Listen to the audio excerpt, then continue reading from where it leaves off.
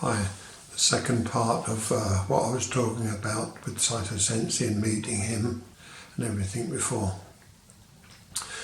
We all have memories and we see things, but our love for the art can sometimes cloud what we really think. Most people that follow a master will only look up to them and put them on pedestals in their mind and that they can never do it wrong. But they are human beings like anybody else. So Sensei was a human being. We bow to him with respect, and that's where it should stop, in my opinion. So, following Saito Sensei, over the years, he gained more and more people on the mat, on his seminars. Younger people started putting him on a pedestal, running and opening doors and doing all sorts of things that perhaps film stars and people that get followed in that way, they start to be put on these, as I say, these glorified pedestals that they may not want but start to like. And I felt watching him that he started to enjoy this a lot. From time to time he would create more Ken and Joe work, and it was as if, I have to keep the crowds happy, so I must develop more. People will criticise me for saying this, but that's how I saw it. In the end, there's so much to remember in the Ken and Joe work that it was a permanent challenge trying to keep up to date. When I went to Iwama, I expected to see O-Sensei's dojo, what I did, and the Jinja, the spiritual area that O-Sensei built. Everything was really run down. It was terrible, really. In 1994, the gutters were leaking, water barrels overfilled, quite untidy. The dishes would have a bonfire in the mornings, burning plastic, completely eco-non-friendly. And they would have this bonfire near the washing line where we used to wash our gis and hang our gis to dry before the day's practice. You were only allowed to use the old tumble dryer once a day. No, was it once a day or once a week? Oh well, I can't remember that piece. But it was very run down. Sensei was the caretaker of the dojo until he passed away, and that's what O-Sensei's wishes were.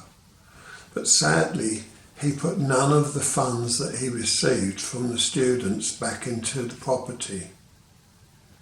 He said it wasn't his property, so it wasn't his place to keep it in good repair. He was just there to teach Aikido. This, I now see how it was not really a very good way of looking after O-Sensei's place.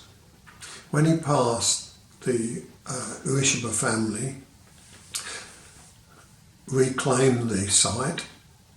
They built a small wall to divide Saito Sensei's small bungalow and land off from the dojo area. And I believe it's still there today, so now it's two properties. They have spent a lot of time and money making it back into a beautiful surrounding. They've done it up immaculately, and it is a beautiful, beautiful place to go and see now and train at. It also took this for me to realise in his passing that I followed him around the world, and I followed him for his Aikido, and I was blinded by how much I wanted his Aikido to not see the person. And it's sad because when I see the person, I see just another form of giving the people that want the art what they want, but we pay dearly for it. Since he started making his own weapon scrolls, his own downgrade certification, you had to do a taijutsu downgrade level through the different levels, and then you would have to do weapon scrolls for those down levels as well. There was 5 in all, and after I received my 4th one, I was offered my 5th. I said I couldn't afford it because I just thought I'd paid enough, and I realised that if Sensei said I was good enough, then I was good enough. But we are the ones that do the training. We follow our teachers, but we pay dearly for it. We follow them, we give them all the hours, the years, and they in return give us their knowledge. But they are human beings and we're human beings. And since his passing, it's allowed me to find myself and to speak as I feel.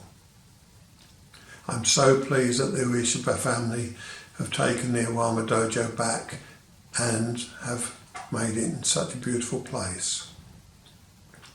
What I am sad about is that the teaching now is starting to become heavily towards the same style as taught in Tokyo.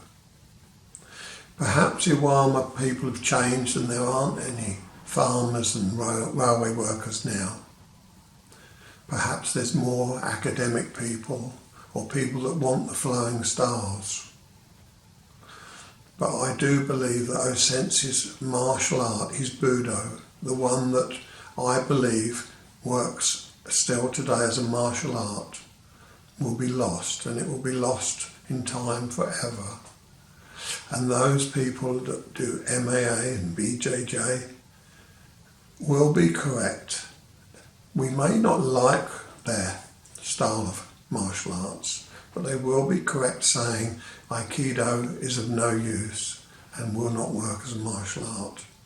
If we lose the Aikido of Osensei that he taught Saito Sensei, and all the things I've praised Saito Sensei for, and the things I've said against him, does not change the art. The art should be kept and preserved, and I'm hoping to do that with many others. And I will be talking in the future about my thoughts of the future and the things that we should know. The technique should not change, even if we want to modify the way we teach it. Thank you. If you have comments or questions, please leave them as normal, and we'll see if we can answer them. Thank you.